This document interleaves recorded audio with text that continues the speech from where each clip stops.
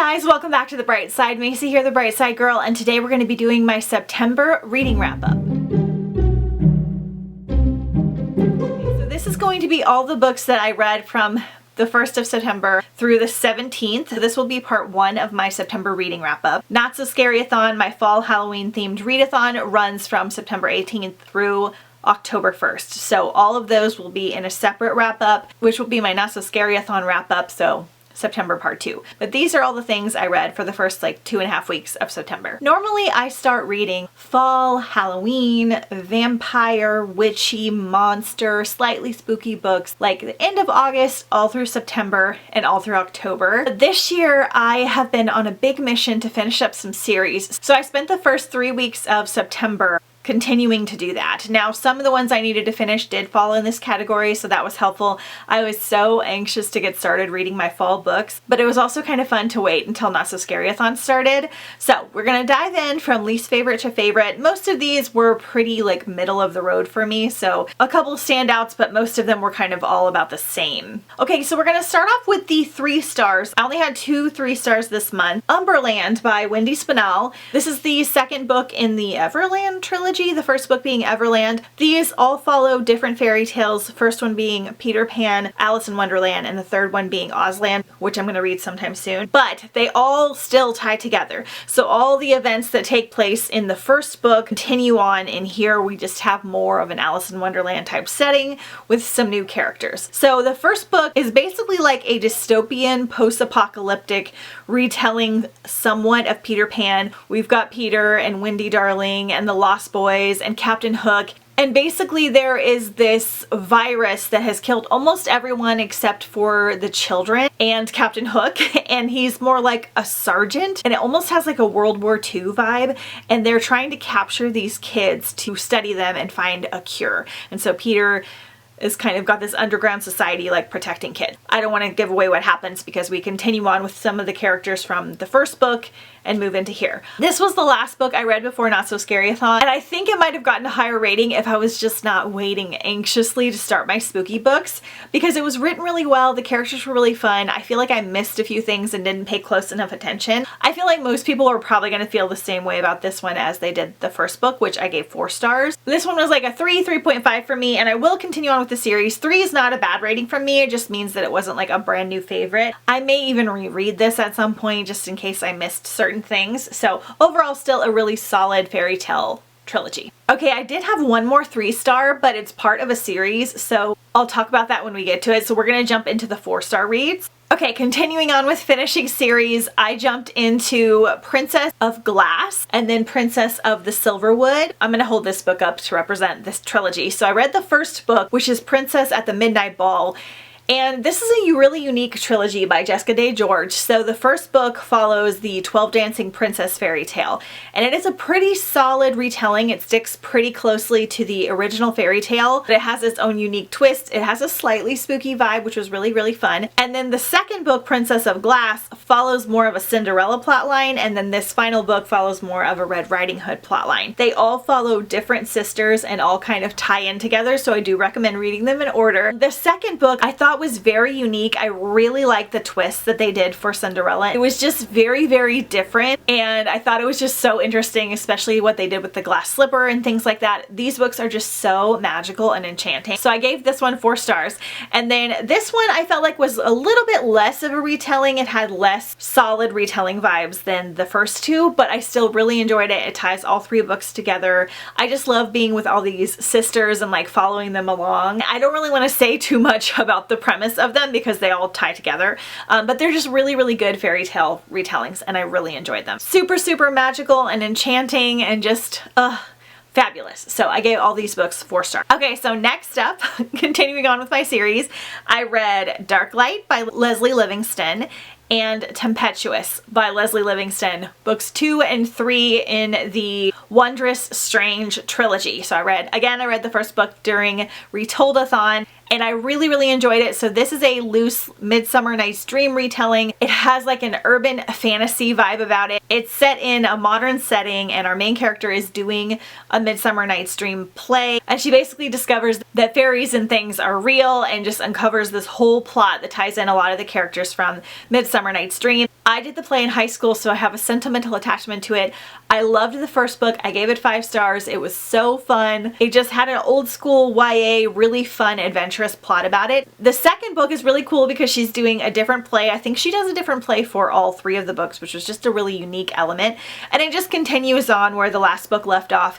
Overall, I found these books so fun. I think the last book I only gave 3 stars. Again, I may have just been ready to finish the series, but it had a really good ending overall. The romance was really sweet. Again, it had like kind of like an old school YA vibe about it, with a lot of fun and adventure and magic, and had a lot to do with fairies, which was very unique. So overall, the series was probably a 4-star for me. Then I read The Rightful Bearer by Michelle Reichman. I finally finished this trilogy. I had to do this one on ebook, so it took me a long time to finish it. This is an indie trilogy that has to do with mermaids and pirates and magic. I've talked about it a lot on my channel over the past couple months because I've been wrapping up the series. If you like magic, nautical vibes and adventures, and lovable characters, it's such a good trilogy. I really liked the ending to this one. I did feel like this last book was a tiny bit on the long side, but I still enjoyed it overall. Again, another full 4-star series. Okay, we're going to talk about the only 5-star I gave here because it's a reread, so it's like not quite as exciting. But I did a reread of Belladonna, and I do own 2 copies of this book, and I cannot find them. I think I used them for pictures and left them somewhere strange. This was my favorite book of 2023, so I wanted to reread it, not even because I needed a refresher, but just because I loved it so much. So I reread this one via audiobook just to kind of prep for the second book in the series, again, which I should be reading for either Not So Scary-a-thon or sometime early October. I love this book so much. So if you're not familiar, Belladonna to me is almost like a spooky Secret Garden retelling. It's not really a retelling, but it has a lot of the similar vibes. So we have our main character, Signa, and she has kind of grown up around death. Like when she was very young, death came and took her mother and spared her, and her aunt died, and she could kind of see and connect with death. And she's always been trying to kind of get away from him. And one day she gets invited by some distant relatives to come and stay at their house, and she kind of finds this new family, and she's doing whatever she can to keep death out of it. When she gets there, the house is kind of in torment because the mother of the house has passed away, and the father is just distraught, and the kids are upset, and one of the kids is sick, and she kind of has to unsolve a mystery of whether the mother died naturally or whether something nefarious happened. And it is just so good. That's such a loose description of it, but it is so charming. We've got so much good, fun spookiness in here, but not scary. We've got tea parties and society and Signa kind of coming into her own. We have death as the main character, which is one of my favorite things to read in books, and it's just fabulous, and it was so good upon rereading it. Cannot wait to get back into Foxglove. Okay, next up I reread The Monstromologist by Rick Yancey, and I think this is YA.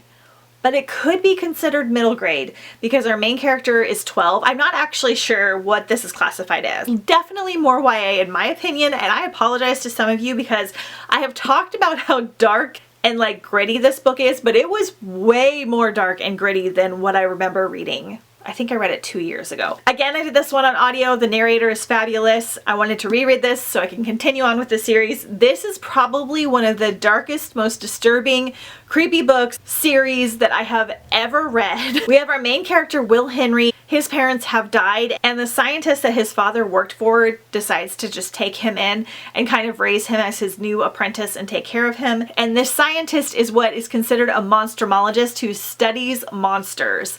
And not everyone believes in this, but he studies and finds monsters. And one day when a visitor comes, brings them a dead monster, things kind of take a turn on their head because the creatures are closer to where they live and they are concerned for society, but also for science's sake. So that, again, kind of a loose description, but you're following his like journal and his life. He's a 12-year-old boy as he's growing up in this environment. It is very dark and very gruesome. Again, I'm not a big like true horror gory girl, so if you really love that kind of stuff, this will be very mild to you. But if you're kind of a scaredy cat like I am, it didn't like terrify me, but it is very gruesome because dissecting monsters, and the way that the monsters kill people and bring new monsters into the world is really dark, and they kind of go into descriptions of it. Normally I don't like that kind of thing, but this is just written so well and you're just so invested in all the characters.